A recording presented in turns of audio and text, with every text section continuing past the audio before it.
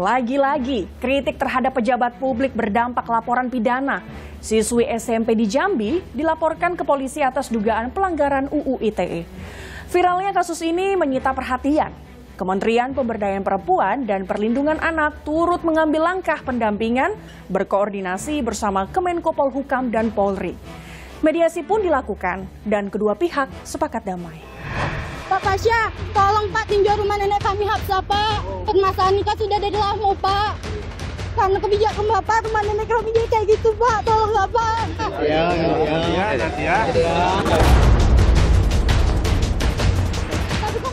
Lagi-lagi kritik terhadap pejabat publik berdampak laporan pidana. Usai video kritikannya viral, SFA, siswi SMP di Jambi dilaporkan ke polisi oleh pemerintah kota Jambi atas dugaan pelanggaran UU ITE. Pak Pasya, tolong Pak tinjau rumah nenek kami Hafsah Pak. Awalnya, SFA menemui langsung wali kota Jambi memprotes aktivitas sebuah perusahaan yang berakibat rusaknya rumah Hafsah, nenek SFA. Namun, wali kota Jambi mengaku tak mampu berbuat banyak dan meminta SFA menemui sendiri pihak perusahaan. Tak mendapat tanggapan dan solusi, siswi SMP itu emosi lalu mengkritik wali kota Jambi, Syarif Fasa, melalui video yang ia unggah di media sosial. Merespons kritik SFA, Kepala Bagian Hukum Pemerintah Kota Jambi, Gempa Awaljon, justru melaporkan SFA atas dugaan ujaran kebencian dan pencemaran nama baik dalam Undang-Undang ITE. Saya menyadari dengan penuh bahwa terdapat kalimat ataupun pemilihan kata yang saya paparkan tidak etis, menyinggung ataupun menyakiti hati Pemkot Jambi dan Wali Kota Jambi Bapak Syarif Fasa. Sementara itu, orang tua SFA menyayangkan langkah Pemkot Jambi melaporkan anaknya yang masih pelajar SMP ke polisi. Ibunda SFA, Kusmiati, menilai seharusnya Pemkot Jambi cukup memanggil pihak orang tua. Status SFA sebagai anak di bawah umur yang dilaporkan ke polisi pun menjadi sorotan. Kementerian Pemberdayaan Perempuan dan Perlindungan Anak turut mengambil langkah pendampingan SFA dengan berkoordinasi bersama Kemenko Polhukam dan Polri.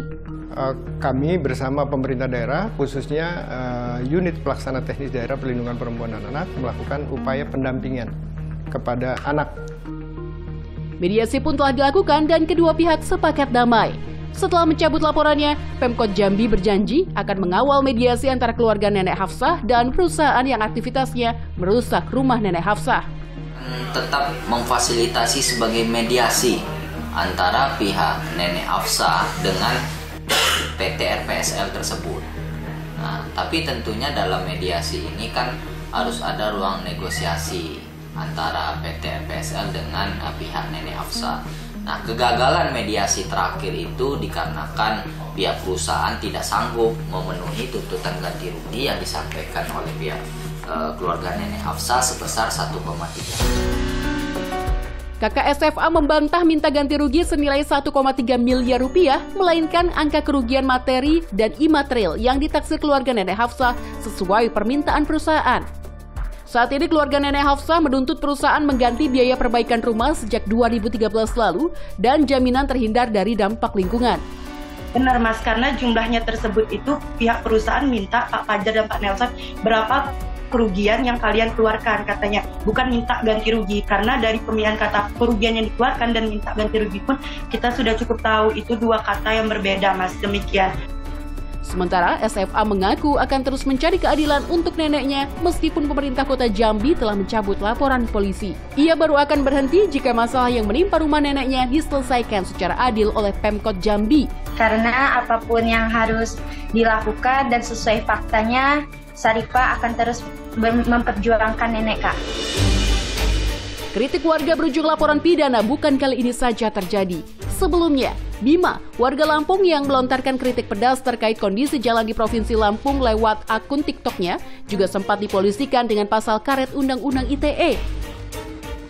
Meski akhirnya laporan terhadap Bima dicabut, keluhan yang ia sampaikan sempat membuat ramai. Hingga Presiden Joko Widodo turun langsung mengecek jalan rusak parah di Provinsi Lampung. Padahal, keluhan warga soal jalan yang rusak di Lampung sejak lama berseliweran di media sosial. Namun bukannya direspons positif oleh pejabat publik, keluhan malah berujung laporan polisi karena warga dinilai tak santun dalam mengkritik. Lalu, seberapa santun dan sopan kritik yang berujung jawaban? Informasi tadi sekaligus menutup perjumpaan kita. Pantau terus informasi pemilu 2024 hanya di Kompas TV, independen, terpercaya. Saya Gracia Dur, pamit undur diri, sampai jumpa.